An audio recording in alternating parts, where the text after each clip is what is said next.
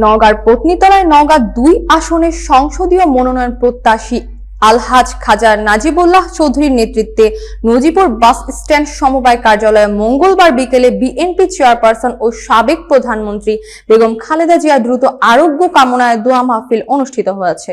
দোয়া মাহফিলে সভাপতিত্ব করেন নজিপুর পৌর সমবায় দলের আহ্বায়ক মিলন কাজী।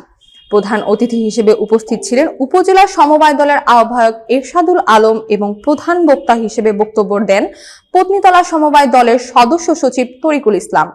এ সময় উপস্থিত ছিলেন সাবেক ভাইস চেয়ারম্যান আবু তাহের চৌধুরী মন্টু, আব্দুস সামাদ, মিজানুর রহমান, নারী নেত্রী মৌসুমী সুলতানা এবং বিএনপি ও অঙ্গ সংগঠনের নেতাকর্মীরা।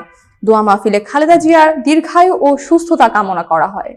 মানুষের মা, যিনি সর্বজন বিদিত সম্মানীয় এবং পূজনীয় ব্যক্তি বেগম খালেদা জিয়া, তাই রোগ মুক্তির কামনায় পত্নীতলা থানা, পত্নীতলা উপজেলা সমবায় দল আজকের এই দোয়া মাহফিলের আয়োজন করেছেন।